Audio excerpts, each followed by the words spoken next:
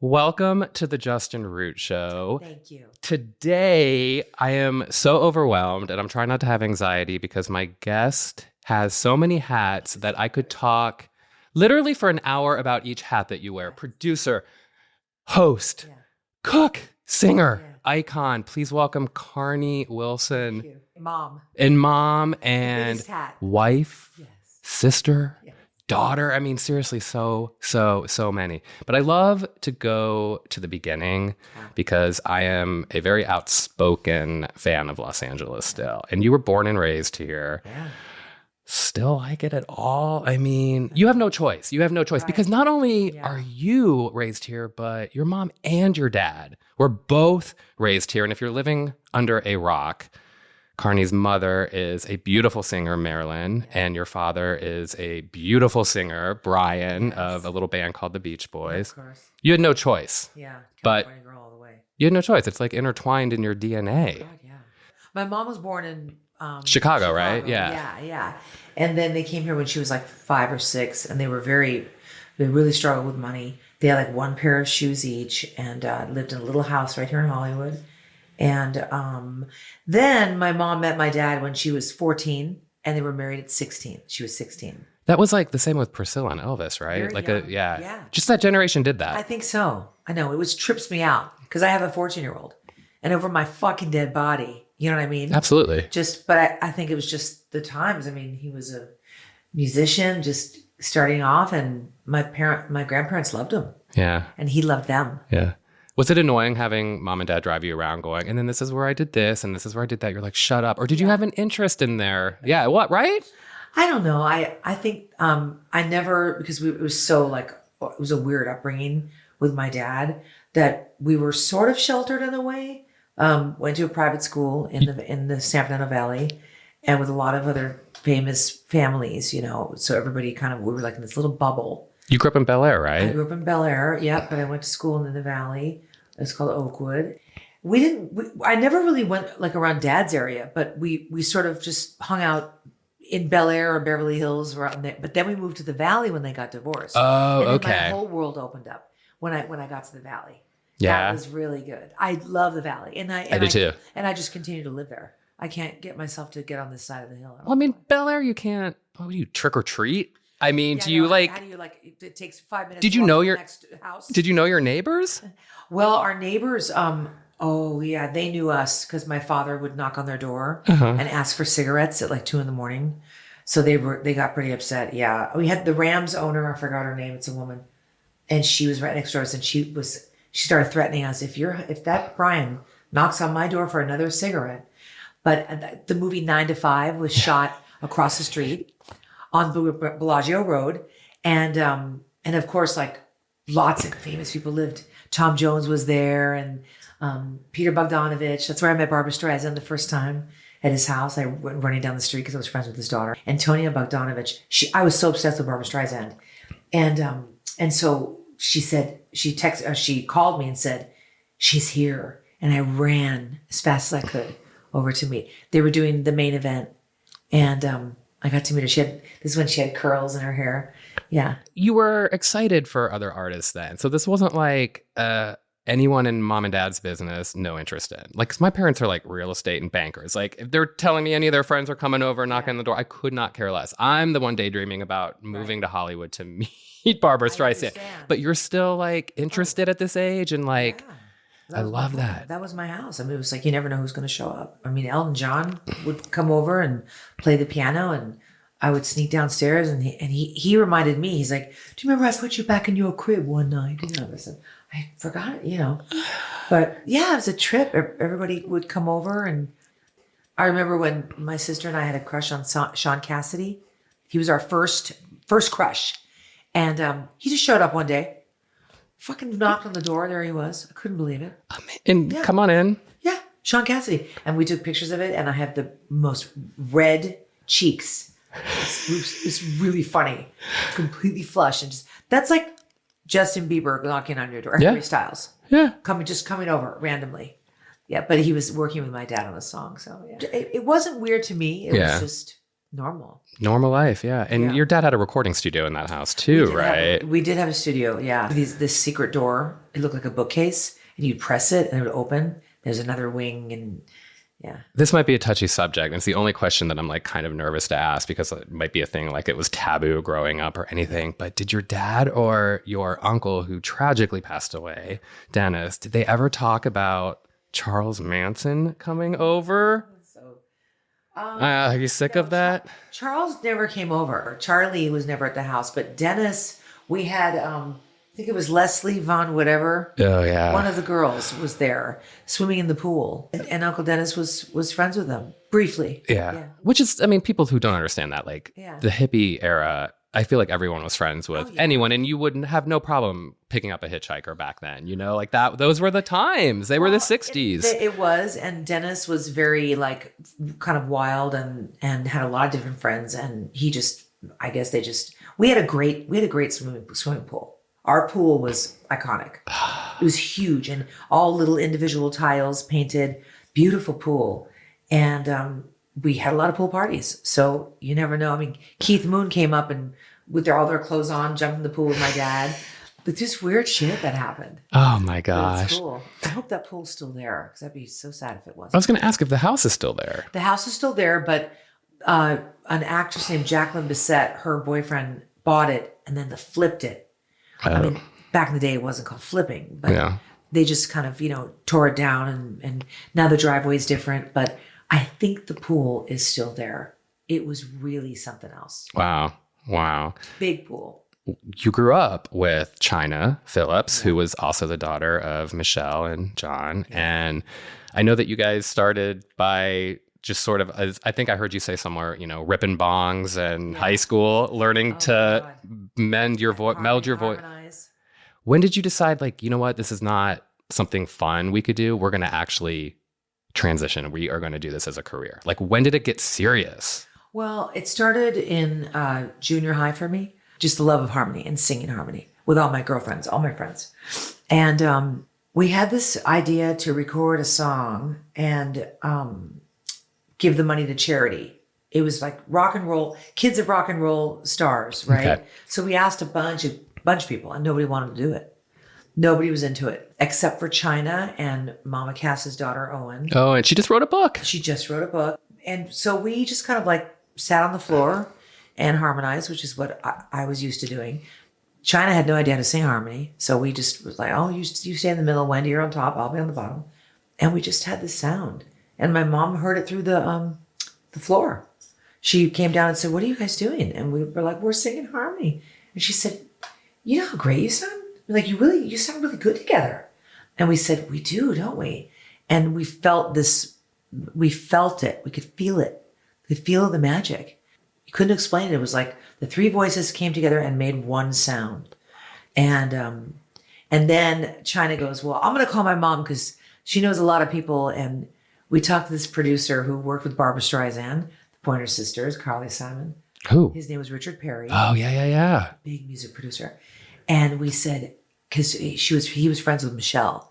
He was also a stoner. So we were just getting wasted. And so we went to his house and he rolled a joint. It was right here in the Hollywood Hills. And we had one thing prepared for him, which was like 5 words from a Stevie Nicks song. I need to know which one. It was Wild Heart. And we sang Dare My Wild Heart. And that was all we sang. And we were done. We did a harmony and he goes, that's it? And we said, yeah, that's all we rehearsed. And he goes, I don't care if you sang 2 words. He was really dramatic. I think he was high as a kite, but he said, I see the Beatles. I see, and you should call yourselves Pretzels with Mustard. And I'm like, yeah, you're high and you have the munchies, clearly. So anyway, we didn't call ourselves Pretzels with Mustard. Thank God. We almost called ourselves Nirvana. We almost named ourselves Nirvana. Are you serious? Yeah, totally. Yeah, Nirvana was almost the name. I hate to ask, but why not the Beach Girls? Oh, we thought about that. We thought about that. Did you really? Of course we did. Oh my God. Of course we did. I love that. But no, it wasn't it. And then we couldn't think of a name. But anyway, we spent about 4 years writing songs, meeting Glenn Ballard, our collaborator, and he's the one that took it to another level. Alanis Morissette, Glenn Ballard. I know. Wow. He's done a lot of a lot of great. He wrote "Man in the Mirror" with Saeed That's Garrett right. and Michael. Yeah. And he's like the fourth member. Wow.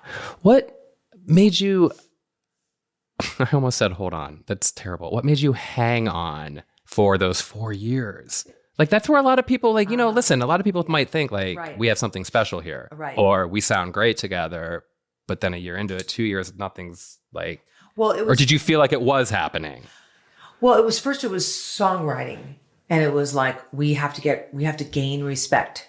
We need to. This is how we'll be respected, not just like the daughters of singing.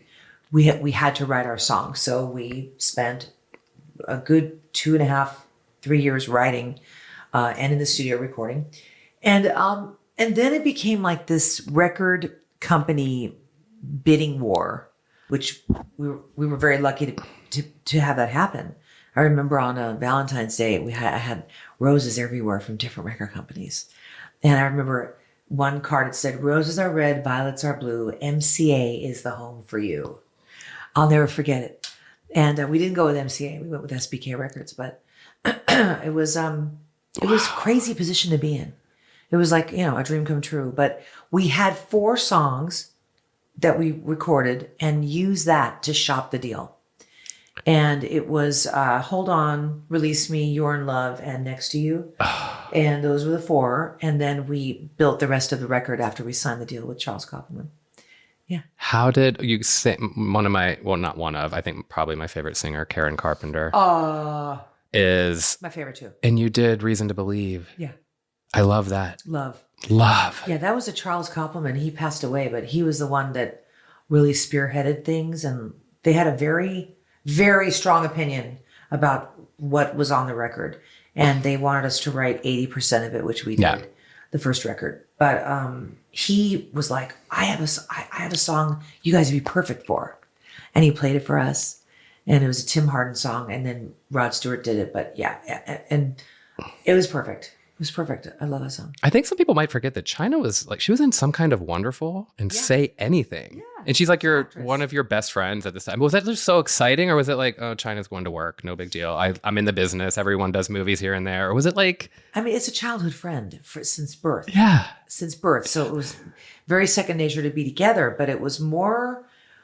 we were very serious. This was not... We weren't playing around. God, I love that. We knew that company was going to put in millions and millions of dollars. I mean, they put in something like $60 million launching it. And, we had a lot of people counting on us. So we were good workers. I don't know how that happened. I mean, I had no education. I just graduated high school and we just jumped right into it, right into the fire. And it was hard. And it was great. I don't think people realize today how hard it is to actually, even back then, even with millions of dollars behind you or a big recording company, like to actually, the work you have to do to get a song on the radio. I mean, and today you can make a song in your bedroom and luckily you can get it to all these places with a couple buttons. Not to say it's not. No, it's totally different. They have today's musicians have other harder challenges for sure, but you worked your asses off. Traveled to, everywhere. Australia, Japan, Europe. We were all over the world. And it was like really hard, the promotion. Because back then it was like radio stations and you had to get the ads. In order to get the ads, you had to go and kiss the program director's ass, basically. Yeah. So you'd go and you'd meet them, have lunches and, kiss their butts and be like, please add our record, And luckily then when they would test it and play it like 3 a.m. and if people liked it, they would start requesting it. So it's the combination of the requests from people and the amount of spins you got. So the ads, the spins, moving up the chart, that's how you got up the charts. And so we were selling like 150,000 records a week and it was insane. Do you remember hearing any of your songs for the first time on the radio in public? Not like... In public? I don't remember. Or like in a car or anything? In a car, yeah. We were in a van. I think we were in Tennessee and it came on. It was like, we heard that piano. Hold On was the first single. And it was like, oh God, it was amazing. We screamed and cried and yeah. And then we were in Japan while Hold On went to #1. We were doing this Tokyo Music Festival and I was screaming. It was 3 a.m. and Charles called me and said, "You did it, baby! You guys are number one." And we knocked Vogue out of the number one spot. I was going to say, and people need to remember this. It wasn't just a number one song. It was the number one song for an entire year. That entire year of 1990, you kicked off an entire decade. Yeah. Not just Vogue, but Nothing Compares to You was up there. Yeah. It Must Have Been Love by Roxette. Yeah. I mean, these songs that we hear Hold still. On by En Vogue. Another Hold On. That's weird. It was weird. Weird. That was fun. Yeah. It had to be confusing. It was a little confusing. Like, which Hold On? Did you ever show up anywhere where everyone was expecting En Vogue or vice versa? Well, we saw each other. I forgot where we were, but we were like, "Isn't that funny? We got the same song on the charts." Amazing. It is such a trip. It's a trip. Not only were you just chart top, it seemed like one after another. I mean, that was the summer of my life. Like that was just every song after song after song. And I love the balance that you guys have on your albums. Me too. Because it's just sometimes, you're a little bit more forefront or Wendy or China. It was so great. It was a good balance. I think that was a smart call. And not only You have the album? No. What is that? You are a Rolling Stone cover girl. I have a huge blow up of that. I'll have it up on bathtub. It's a huge picture. I take it wherever I go. Who did this photo? Andrew Eccles, I think. The fact that I remember is actually twisted. And that's out for a month. I think it's a monthly magazine, right? I don't even remember. For like 30 days. I mean, do you remember you're going in grocery stores? Like, are you putting it up in front of every other cover or you're too busy? It was such a whirlwind. Justin, it was crazy. We were everywhere. Yeah. And all the magazines and it's interview after interview. And it's like, we knew that was our chance. We had to do everything we could to make the most of it. And I was very, very much the cheerleader. You know what I mean? Everybody enjoyed it and we were all proponents and stuff, but I was very, very into the promotion of it. And it was always me who was like, let's do one more interview, because I believed in it. And not only did you, all these accolades, but Grammys, Album of the Year. Right. Pop duo nominated for 5 Grammys. Yeah. Song of the Year, Billboard, Best New Artist. Yeah, we won a Billboard Music Award, and it was yeah, you didn't win any of those, but a lot of people didn't. Yeah. And if you would indulge me in a little game, we're gonna play a little game. Do you mind? No, I love a game. No, it's not Who Beat You. Mariah Carey did. Oh, I know that. No, she deserved it. She deserved to win. You're gonna You're gonna tell me. I'm excited. Who won Best New Artist? Oh, that was Mariah Carey. No. Wait, what? Other years. Oh. Yeah, because I want you to know the company you're in. Okay. I want you to know the company you're in for not winning. You're reminding me. Okay. All right. 1966, Tom Jones or Sonny and Cher? I'm going to say Tom Jones. Good job. 70, Led Zeppelin or Crosby, Stills and Nash? Oh, God. Crosby, Stills and Nash. Yeah. Oh, my God, I'm 2 for 2. Elton John or Carpenters? Oh, that's a hard one. Well, that's not fair. They're my favorites. I'm going with Elton John. Carpenters won. But see, you and Elton John both lost to Best New Artist. How cool is that? Whoa. Go-Go's or Sheena Easton, 1982? It's probably Sheena Easton, but it should have been the Go-Go's. Yeah. Sorry, Sheena. Yeah. She watches too. She always texts me. Oh, fuck. Are you serious? 1984, Culture Club or Eurythmics? Culture Club. Yes. God, you're so good. This is hard. 95. Counting Crows, Ace of Base, Green Day, or Sheryl Crow? Oh, God. This is for Best New Artist? Yep. Wait, Counting Crows, Green Day. What is it? Ace of Base or Sheryl Crow? It's definitely not Ace of Base. I saw the sun. It's going to be Sheryl Crow. Yep. Nice. Love her. 96, Hootie and the Blow Shit? Blow Shit? Blow Shit? Blow Shit. Hootie and the Blow Shit. Hootie and the Blow Shit. That was great. Alanis Morissette or Shania Twain? Wow. It's either Shania or Alanis. I'm gonna go with Alanis. It was Hootie. No. Yes. That's fucked It's up. really Amy Winehouse or Taylor Swift, 2008. Oh, Amy. Amy won, yeah. I know. And then Wow. 2014, Ed Sheeran or Macklemore? Ed. It was Macklemore. What? See?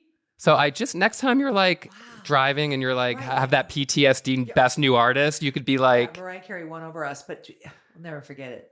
Wow. I know. And I also did Song of the Year, but I don't know if you want to play that or not. I could do it quickly, but because you were up, hold on. And then the following year, 91 Grammys, you guys were nominated again. Yes. Anyway. So you lost Song of the Year, but so did these amazing, amazing songs. A Hard Day's Night by the Beatles or Hello Dolly in 1965. What do you think won Song of the Year? You found these. I know. Which one? Beatles or Hello Dolly by Louis Armstrong. I'm going to go with Hello Dolly. Yes. Yeah. Yes. American Pie, one of the biggest songs of all time, or The First Time I Saw Your Face by Roberta Flack. One of my favorite records of all time. Yeah. I'm going to say that one. It is. It is. There's nothing like that. How about 1975, The Way We Were, or I Honestly Love You? Oh my God. I'm so obsessed with 70s music. I am too. I Honestly Love You. It was The Way We Were. Oh. Yep. Oh my God, I can't believe I got that wrong. 1978, best song, Hotel California or Evergreen? Evergreen. Yep. Yeah. This is I can't. 1979, Just the Way You Are by Billy Joel, Staying Alive by the Bee Gees, You Don't Bring Me Flowers, or Three Times a Lady by Commodores. I love all these songs so much, but this is not fair. How could Right? How could Staying Alive go up against You Never Bring Me Flowers? Right? But You Never Bring Me Flowers won. No. No? Nope. Just the Way You Are, Billy Joel. No. Over Staying Alive? Yep. Isn't that crazy? That's wrong. Isn't it? Yeah, that's fucked up. Isn't it? All right. But did you see the performance of Neil Diamond and Barbara singing it? I think it was on that Grammy. Was it that one? I just watched it. I just watched it. Amazing. Amazing. Yeah, insane. All right, last one. 1984, Beat It, Billie Jean, or Every Breath You Take? Billie Jean. No, it was Every Breath You Take. I know.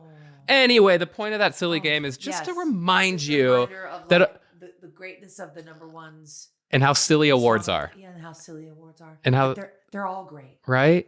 I have to say I love Shadows and Light. Just a smidge more than the first one. Just a smidge. You're a fan. I'm a huge fan. You're a fan. I'm kind of like that with Alanis too. I recognize that Jagged Little Pill is the perhaps whatever, the cultural masterpiece. Thank you. I love Thank You, but I love her. I love all the other, and I love Dedicated. Oh, thank you. I mean, seriously, like I'm one of those where it's like, yeah, I love Wilson Phillips, the first album. It's great. We all do. It's amazing. But like, I really, like the body of the. I just like your later stuff a little bit more, and it's just, yeah. I love it all, and every song is special. You know what I mean? Yeah. Did the industry treat you well as other artists when, say, hold on, hit number one? Did you get like congratulations from artists maybe you didn't know who just were wanting to be supportive, like, I don't know, send you flowers or congratulate you? Do you remember? Oh God, that's hard to remember, but I do know Huey Lewis one time pulled me aside and said he'd like to fuck to our record. Which song? Which freaked me out. Ew. Freaked me out. I can imagine him having sex. I don't want to talk about that with you. Thank you. I'm glad we are your foreplay. Oh God. Huey Lewis? Huey Lewis said he'd like to have sex. He puts on our record. Oh, Barry Gibb said that it was one of his in his top 10 for new albums. Loved our record, the first album. Barry Gibb loved it. And also, who else was there? Well, I met Luther Vandross. Oh God, my favorite male singer. He said, I have a song for you. I have a song for you to record. And it was Stop to Love. We didn't do it, but there were, oh God. One time, Sinead O'Connor, may she rest in peace, she said something really, she said she was upset that we were nominated. And she made a comment. She made a comment like, that's a joke. That's a joke that Wilson Phillips are nominated. And it got back to her that we were really hurt by that. And she wrote a note of apology. My mom has the note. Yeah. She said, I take it back. I didn't mean when I said it. I shouldn't have said that. Wow. It's interesting that she apologized. Yeah, and yeah. Gosh. I know. That's really, wow. I know. Wow. But yeah, people were very sweet. Very sweet. That's great. Your music videos. Oh my gosh. On them. Well, they spent fortune on them. As somebody who is extremely obsessed with Los Angeles architecture, you shot at the Stahl House. I know. It was so cool. Was it cool? Or was it just you knew about it or They said this is very historic and you know, it was all glass, but we were so tired because we shot Hold On and Release Me back to back. So it was 4 days straight of filming, and it was into the wee hours. And I remember the glam squad, they were on the floor, all piled up, sleeping on the floor. They all passed out. They couldn't even stay awake. We were really tired. So Release Me, Hold On was first in the mountains. And where was that mountain? That was in who the hell knows? San Gabriel Mountains, I think. And Wendy got hypothermia and had to be carried down in a stretcher. That's terrifying. I know. It was freezing up there. And then, and that was, I think it was Julian Temple who directed it. And there was a boom box and they played it back in chipmunk speed. So we had to sing along in chipmunk speed because it was a certain like camera process. So we were like, someday somebody's going to be yeah, really funny. But it turned out like, it was like not slow motion, but there was a very fluid, like whatever, the way it looked. And it's the way Julian wanted to do it. So we did it. And we sat on that mountain and it was a long drive up to the top. Wendy got her fingers were turning purple and blue. And so she went down on the stretcher. And then we shot Release Me at that great house. It was black and white. Yeah, beautiful. Beautiful video. And Herb Ritts did the photo for Shadows and Light. Herb Ritts filmed, yes. Or did the photo for that album. That is just one of the most beautiful photos. I love it. Is that above like another bathtub of yours? Or no, but just Rolling Stone. Actually, though, from that photo session, the other side of my bathtub has this other one that was from that session. Amazing. Shadows and Light, yeah. Amazing. Yeah. If anyone entering the business today, you know, came to you and said, I know it's such a loaded question, but I don't want to say you did something wrong, but advice like, don't do what we did. Is there anything like that? Or do you feel like looking back, you know what? I think we did everything we were supposed to do. I think I handled it exactly how I should have. I mean, I hate regrets. Yeah. But there's no point. Like, you can't go back and change it. So I don't know. I mean, we did everything they told us to do. And we felt like puppets. I mean, they were, I don't know. I think I wish that we would have demanded like just 2 weeks off, just a little time off, just to gather. And I think that's why China left. She was just completely broken down and wanted to go solo, but she was so tired and it was very, very hard work. Yeah, and I'm sure that wasn't an easy decision for her, and I'm sure it wasn't easy for you to accept either. I was very upset for many years. I couldn't believe it. Wow. I just couldn't believe somebody could walk away from something so successful. It didn't compute in my brain. Yeah. And then it took me a long time of therapy and really like respecting her decisions as a person and just being like, this is what she wanted to do in her heart. And I can't, you know, we're a group. It's not, you all have to agree.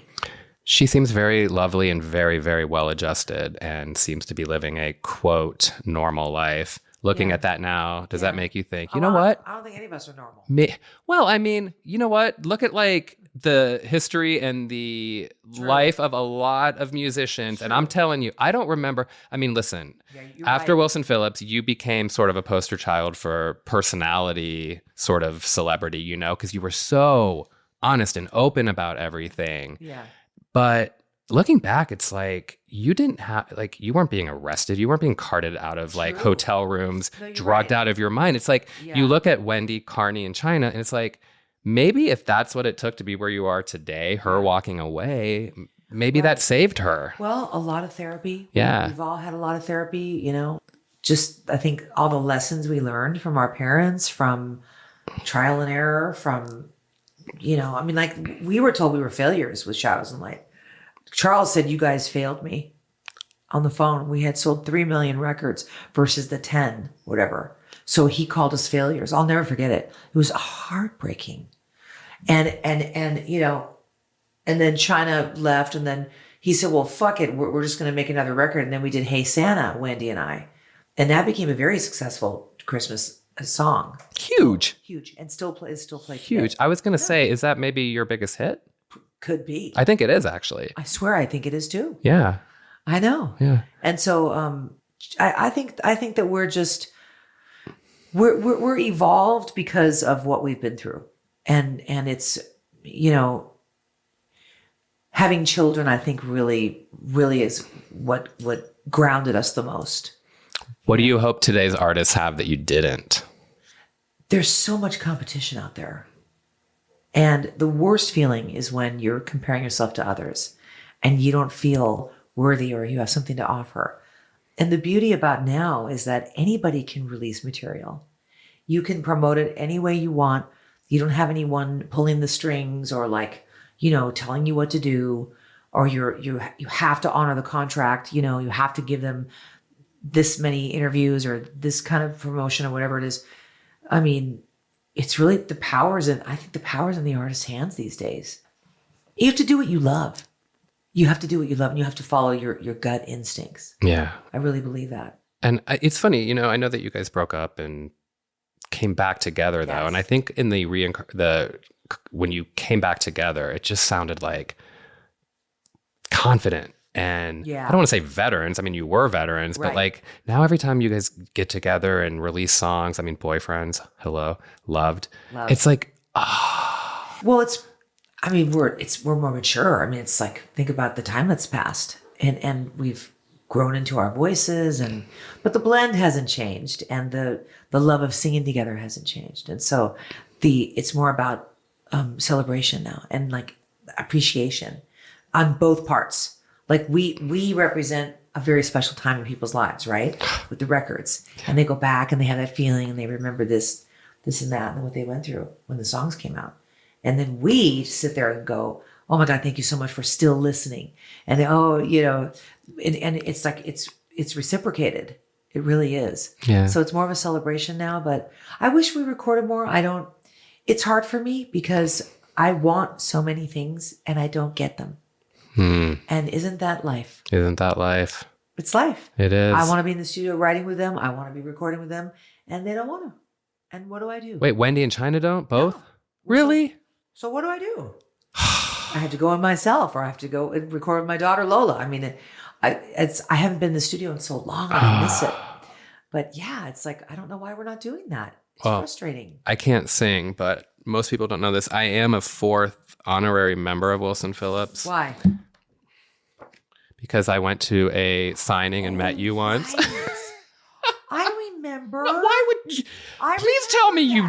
Well, you Yes, remember the I signing. did. Yeah, Yes, the signing. Yeah, yeah. Isn't that hilarious? Hilarious. Oh my God. You. Wait, that was for the Christmas album or Dedicated? I think it was dedicated. I was at Rexall Drugstore in Beverly Hills. Oh my God, that's And right. I was in an aisle and I heard this one girl say, blah, blah, blah, Carnie, blah, blah, blah, China. And I'm like, those are pretty unique names. And for someone to say them together. And so I stopped. I went, did you just say, well, and they had stuff signed. They're like, they're across the street. I dropped I went over. I'm like, I am going to go get in this line. I'm going to buy this. And I love that album. I love that. 12:30 is one of my I love absolute 12:30. favorite Love. songs.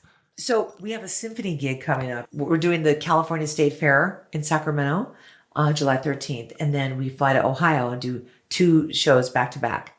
And one of them is with a symphony.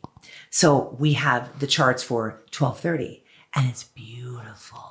So wait, so they just don't want to get in the studio, but you are still getting together for performances? Yes. That's Okay. the answer to that. Okay, so you do live? It's Okay. a whole process. It's Okay. like China Moore wants to like write the song. She wants us to be writing together and has to write the songs. And I don't know why we're not doing that together, but it's not for me to say. It's like, if it happens, it'll happen. I can't force us to do that. You can't force the creativity. You can't force when the time is right. She's busy doing her own thing. Wendy's got 4 boys. I've got 2. We're all raising kids. Everyone's getting older now, but I still have a 14-year-old though. Yeah. So hopefully it'll be in the next decade. We'll get there, but please. I know, I really miss it. And will you just please, just for me, even if it's a bonus track, will you just put a cover of a Carpenter song? Oh, Which would you do? oh Jesus. That is so hard to think of. I want to hear you do Yesterday Once More. Oh my God, I can't even with that song. It takes me to a place that I don't even know. Like, I feel like I was I don't know if I believe in reincarnation, but I was there. I had something there's something You haunting. feel very connected to it. Yeah. Yeah. When I hear that music, it like stops me in my tracks and my whole, it's a visceral reaction. And I don't know whether I'm going to barf, fart, shit, or I don't even know. Come, Fucking, I don't even know. It just, it stops me in my tracks. And my dad loves her. Loves her. Yeah. Oh, she was the best. Well, they were very heavily influenced by Beach Boys. I know. Richard has been very open about that. Very. Did they ever cross? Do you know if they met? I know. I think they've met, but I grew up with the Carpenters playing in my house. I mean, I remember looking at the records, with their logo, and just being blown away. I loved the Top of the World when I was young. It's I can't sing, but I'm a big musical fan, and I think the vocal gymnastics that she does in that song are incredible. Just incredible. I know. What a singer, and what a drummer too. Can you get lost in music when you're really though? But or do you have that technical like I know that when she that's this, or I can tell that this, you know what I mean, like the technical parts. It all happens at the same time. What happens is I hear it and I'm drawn to certain things about certain songs, right? It's really never lyrics. I'm not interesting. a big lyric. Yeah, I like lyrics, but that isn't it.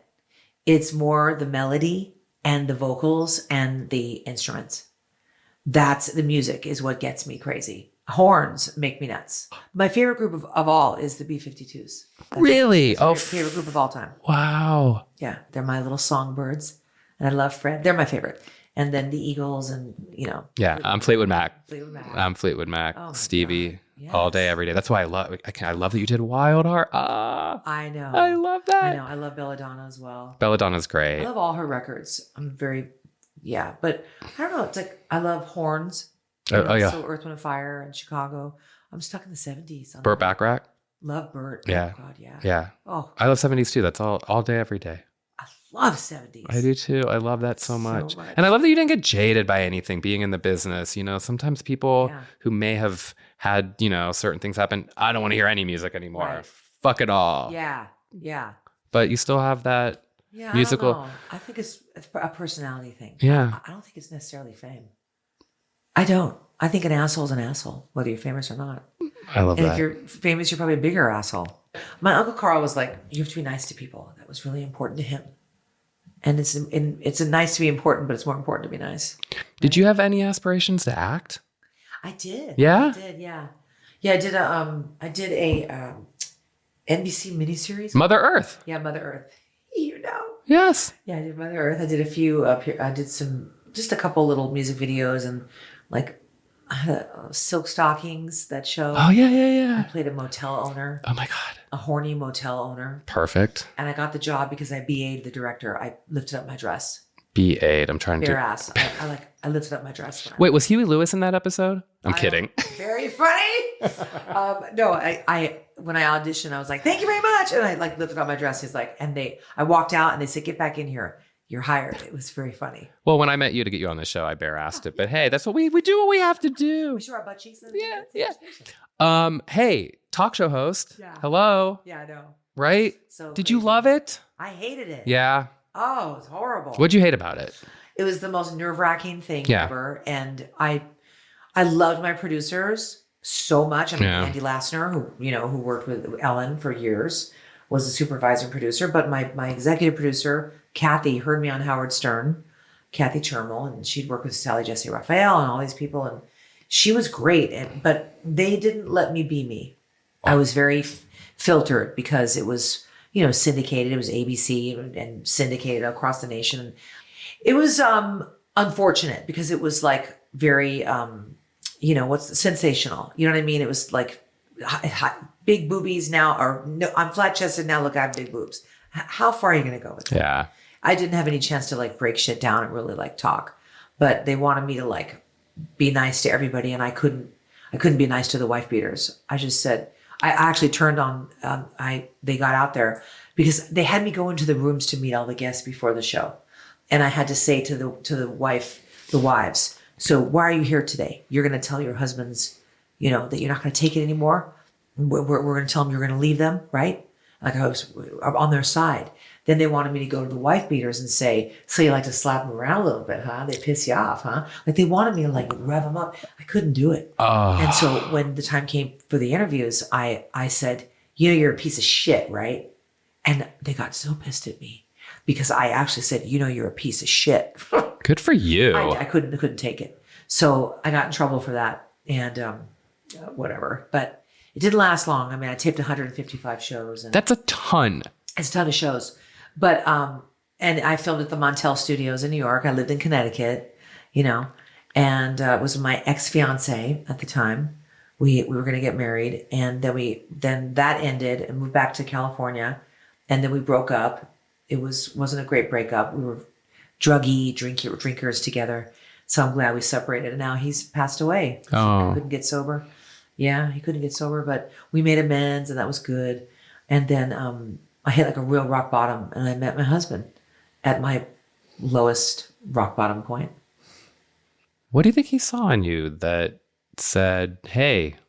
Yeah. I don't know. I was on stage. He came to the show and it was in Pennsylvania and I was like 310 pounds. I wore these little butterfly clips in my hair and I put perfume on that day. And I had this funny feeling that I was putting on perfume for somebody and I didn't know why. So I put like extra perfume on. And then I met Rob backstage in the food tent. We were eating and his friend was interviewing the Beach Boy that I was singing with, Al Jardine. And so we went to dinner after and I was telling everybody, I have a crush on that guy. He's really cute. He was so hot. And then we met through the message boards before any, cell phones, before anything. And there was a message to Carnie from Rob Bonfilio. And I'm like, Bonfilio, what a great name. Oh, that's the guy that I had a crush on. And he was like, I loved your perfume and your butterfly clips in your hair. And I'm like, are you single? And that was it. So I put perfume on for him apparently that day. You're so cute. You're so cute. So this sweet. is so much fun. You're I could just. Aw. I wish we could host a talk show together. How fun would that be? I Who do it. would your dream guest be? Oh, Adele. Nice. I love her. Yeah. I just love everything about her. Oh God, Annie Lennox. I saw her for most of the other night. She walked in, every head turned, and it was like being in the presence of a queen. Oh yeah. When I met her, I cried hysterically, and she handed me a box of Kleenex. We were at the View. She's like, "Here, you're gonna need this." Her eyes are so beautiful. It's just an amazing. What a beautiful, beautiful woman. Do you still get starstruck? Yes. Yeah. Oh my God. One time I was driving down Beverly Boulevard and I saw Seal because I love Seal. And I was like, I know that Seal. I could tell. I know that fucking face, that head, that body. And so I stopped my car right on Beverly Boulevard. I rolled my window down and I'm like, excuse me, are you Seal? And he goes, why, yes, I am. And I said, hi, I'm Carnie Wilson. I'm a singer. And he goes, oh, it's nice to meet you. And I said, I have one thing to say to you. Your music is inside of my soul. And I went, what? And he goes, why, thank you. And I said, okay, I gotta go. I'm gonna start crying now, so I gotta go. I didn't know what else to say. I love that. And Madonna, I could barely stand up. I need the story. That was. You think I'm gonna let that pass? Remember that video she did when it was like futuristic and it was all white? It was like this real modern. Oh, yeah. Really interesting. I don't even remember the song, but they said, Madonna's on the same stage. I was filming something.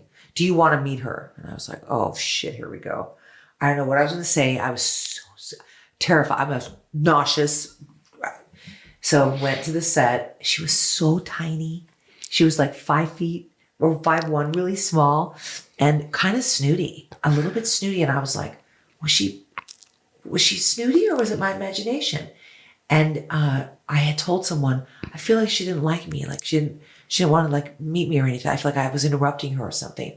And then somebody told me that she was nervous to meet me. Okay. And I'm not bragging about that because I'm the last person to brag. You should. Like, what the fuck? So what the fuck? So maybe, that's why you can't judge a book by its cover because you just don't know what people are thinking. That's so true. I worked with Shannon Doherty, who was so kind and so nice to everyone on set. And she came out of her trailer one day and it was like really hot. And she just made a joke. She was like, oh, what? We couldn't book the sun, which was funny. It was just a joke. It was hot. And these two girls who were walking by her go, gosh, wow, she really is a bitch. And I thought they're going to go home, tell their friends. Then it tells that I'm like, person. you missed the, no. She's so nice. And it was a joke. And you just never know. Like you said, You just never know. Well, let's talk about your new show. Yeah. Because I think you've combined to what I see from you, your biggest loves. Yes. Cooking and music. And music. Yeah. How did it come about? Well, I was working for Access TV doing a show called Top 10 Revealed. It's their biggest show. Really fun show. And so for about 2 years I was there, and Katie, the host, pulls me aside and goes, well, I just moved up. I got VP of programming. And I saw you on Instagram making your mac and cheese. Oh. And I knew that you had to have a cooking show. So during COVID, I started doing these cooking lives and on Instagram. And I thought, somebody's going to see this one day. Because I've been pitching shows for a long time. Many, many meetings with the Food Network, the Food Channel, all these different networks and production companies and twisting it, competition shows, Stand and Stir, all the fucking stuff. And when she said, I have a great idea. It's music and it's food and you're perfect. And I said, when are we starting? And I was working with Al Roker's company to do a show, but the contract just ended. We did not sell it, unfortunately. And I love Al. It just wasn't meant to be. And I was meant to be with Access TV. They are the perfect place for me. It's a music channel, but it was like, I have so many friends over the years that I love, mostly music people, singers, musicians. And I was like, let's get everybody on the show. So we started reaching out. The list is enormous. So there were a lot of people that couldn't make it because of their schedules, like a Paul McCartney and Elton John. I know, I can't even talk about it.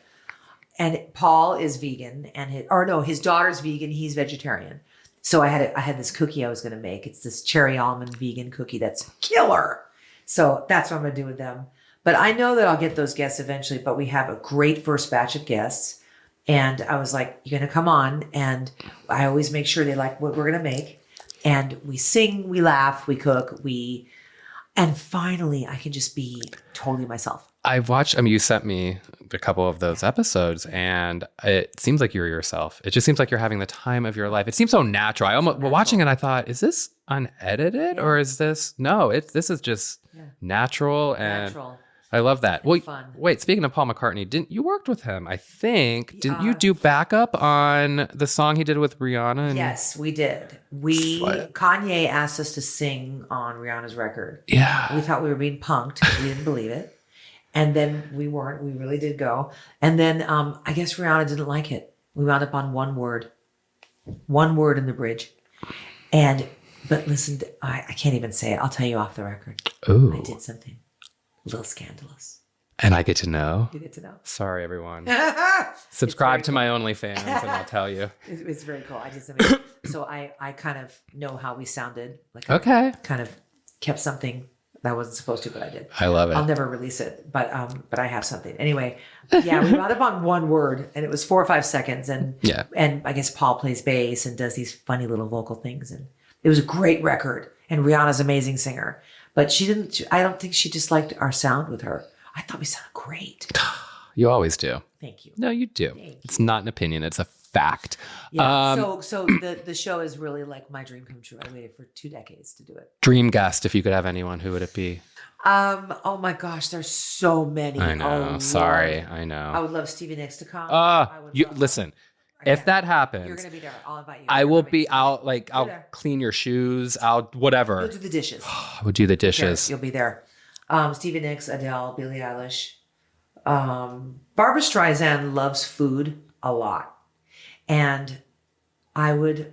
What would you cook with her? First of all, I would need a barf bucket. I would need a bucket to barf in because I don't know if I could even deal with it. Wait, favorite Barbra song? Oh, sorry, I know. No. I love like the VGs. I love Guilty. Woman in Love. Woman in Love is my favorite. I can't. Okay, but wait a minute. My favorite, you know what? My favorite Barbra Streisand song, it's going to be, I love Woman in the Moon.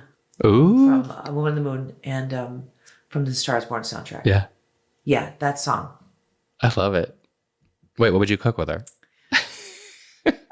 I don't know. I feel like I'd have to tap into like maybe some brisket. Yeah. Oh, you got really good brisket, Okay. or like just make like my matzo ball soup. You know, something really comforting, something a little Jewish. Okay. You know, I think she would love that. Yeah. If you like, what's your go-to? What do you like your favorite thing to cook? It's usually like a comfort dish, like something with pasta. You know, it's either mac and cheese or meatloaf or a casserole. Food, not desserts and No, desserts for sure. Yeah. Oh, that's a given. That's pound cakes and cheesecakes and, you know, bread puddings and cookies. I mean, bars. I mean, desserts. That's my thing. But can you seriously? Be honest here. Yeah. Not that you haven't been honest this whole time, but if you just said you walked into Gelson's down the street, yeah, who came up to you? Who recognized you? It was too quick though. Really? No. Can you go into a grocery store without somebody saying something to you? They stare and stuff. Yeah. Someone the other day I went to Ralph's and some man followed us around, my daughter and I, around the whole store. And then when we came out, he came running up to me in the parking lot and it scared me. Yeah. Because he came running up and he came running up real fast. So, you know, it's not, I'm humble. I know you are. It's like that, the thing about you is you are just so, you know, everyone gravitates towards you because of your personality. I love people. You know this. I mean, you know this. You spent your whole life with this. I can just tell. Like I know that about you. And they love you. And you've been an inspiration to probably when you don't want to be a fucking inspiration to people. You have been an inspiration to people. I'll always want to be. Your entire career, and it has not stopped. Yeah. It's just it's amazing, you know. I share what I go through, and I think that's really important. There's a little platform, you know. You're able to do stuff like this. You're able to, you know, if you can touch one person, you know what I mean, inspire them in some way. I can't think of anything better. You know, it's the opposite of being selfish. Thinking about other people. It's a big lesson for people in life. And when they can fuck to your music. With Huey Lewis. I'll never be. I keep doing that horn. I need to know. Well, here's the worst thing about this. You know, I am going to run into him in the next year. Mark my words. I'm going to go up to him and be like, I have to ask you a question. Which song do you fuck to, though? That's the one that, like, is he getting off to, like, You're in Love? You're in Love? Someday I'll be next to you? Reason to Believe, maybe. Don't ruin Karen Carpenter. I know. That was the weirdest thing ever. I can't. Oh, it's so good. It's so good. I love him, though. Wow, I am so sad that I've kept you longer than I told you I was going to. Why are you sad? Because I am just, I hate to. You Oh, you're the sweetest. I love it. Well, listen, I end my show with something so easy. You don't even have to like overthink this, okay? It's just either or. Okay. Okay? Either or. You pick what you prefer. Okay. Barbie or Oppenheimer? I didn't see either. Betty Davis or Joan Crawford? Joan Crawford. Thank you. Benihana or The Cheesecake Factory? Cheesecake Factory. Bob Eubanks or Bob Barker? Oh, Bob Barker. Cupcakes or cookies? Cupcakes. Love that fucking frosting. Chrissy or Janet? Wait. Oh, Chrissy Hines? Wait, who? Wait, what? Three's Company. Chrissy or Janet? Oh. Chrissy or Janet? Oh, Chrissy. Well, what about Chrissy Hind or Janet Jackson now? Oh, that's what I thought. Yeah. I'm going to say, well, I love Janet, but I'm going to go with Chrissy. I can't help it. Vogue or Vanity Fair? Vogue. Pulp Fiction or Kill Bill? Pulp Fiction. Takeoff or Landing? Take off. Catherine or Audrey Hepburn? Ooh. Audrey. Careless Whisper or Freedom? That's not fair. Sophie's Choice. That's not fair. I love George Michael so much. That it's dumb. I'm gonna say Freedom. John That Stamos. was hard. That's not okay. John Stamos on General Hospital or John Stamos from Full House? A Full House. That's Uncle Jesse for me. Red Vines or Twizzlers? I love you, John. Red Vines or Twizzlers? Oh, Red Vines. Reading from a book or reading from a tablet? Book. Wallpaper or paint? That's hard. A powder room, wallpaper, room paint. Madonna ballads or Madonna's pop music? Oh, God. Ballads. Yeah, I am too. Iced tea or hot tea? Hot tea. Jack in the Box or In and Out? In and out. The monster tacos can fuck off. I love it so much. Sorry. The Masked Singer or Dancing with the Stars? Masked Singer. You were on it. Dancing with, I can't. Would you go on Dancing with the Stars if they called? I tried to, but my hernia popped Oh. up during an audition. I was like, I can't do this. I couldn't even I can't. See, we didn't even talk that much about Masked Singer. Oh my gosh, so much I could talk to you about. Jacqueline Smith or Cheryl Ladd? Jacqueline Smith. Breakfast Club or St. Elmo's Fire? Breakfast Club. Yes. Grease or Hairspray, the musical? Grease, hands down. Air Supply or Chicago? Chicago. Okay, I thought you were going to say Air Supply. No, So I Chicago. had Making Love Out of Nothing at All or Lost in Love. Oh, Lost in Love, but and I love them. But they're mad at us right now because we just did a show together and we took too long we were on stage for too long. You just did a show with Air Supply? Yeah, we did, and they kicked us off. I'm really sorry. Why am I missing your shows? How am I missing the symphony? How am I missing you and Air Supply? Sporadic. We did one show the whole last year. You have my number now. Text me. I will. God. You have to go. I'm going to go. Bacon or sausage? Bacon. Scruffy men or shaved men? How about this? Scruffy husband or shaved husband? I like scruffy. Laverne and Shirley or Kate and Allie? Laverne and Shirley. Mashed potatoes or baked potato? Is that a question? Dean Martin or Sammy Davis Jr.? Dean. Last but not least, LA sunrise or LA sunset? Sunset. Yeah? Yeah. I love that. I like a sunrise, but a sunset just blows my mind. I love that. Especially when it's really a beautiful one. Yeah. Well, where can everyone watch your show? I don't even think I said that. Oh, AXS TV. Okay. Yeah. It's like Spectrum is $2.99, DirecTV is $3.40, and then I think Sling has it, maybe YouTube. We're working on that. But AXS TV is good old fashioned cable. I can't wait to see it. Well, my goal in life is to get famous enough to come on it. Or just bake with you in general one day. You'd be a great guest. I'm putting you in the front row for the next Wilson Phillips show. You have to be in the front row. I have to, and China doesn't really like to sing "Reason to Believe," but I will make her do it that night, and we'll dedicate it to you. Yeah, I will hold you to that. I'm gonna cry. I really am gonna cry. I cannot thank you enough for coming here today. And I loved it. I love the games. I loved it all. I love it, and I'm so ready to be at that concert. Good, you'll be there. Thank you. Yeah.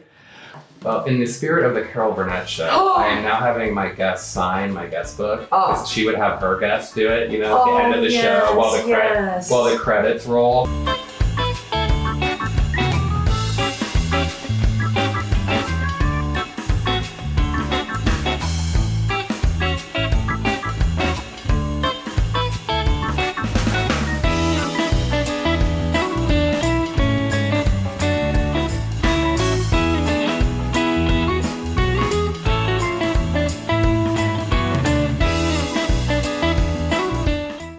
I had this made for you. It's so silly, but I don't know if you even know what these are, but it's a Funko Pop. No, you did not. And this is you. My God, yeah. The first I've ever. My kids are gonna freak out. Come on, that you did that. No, I can't. It's holding a microphone for this interview, and then like a. Oh, and there's an apron. Is she wearing an apron? She's a cook. She's a baker. Oh, cute. Yeah. So thank you. Oh, thank you so much. Of course. This is the best. You're a doll now. Holy shit. A real doll, a metaphorical doll. You're so welcome. You're so welcome. Oh my God. My kids are going to freak out. I love that. I can't believe. Did you actually have that made? I did.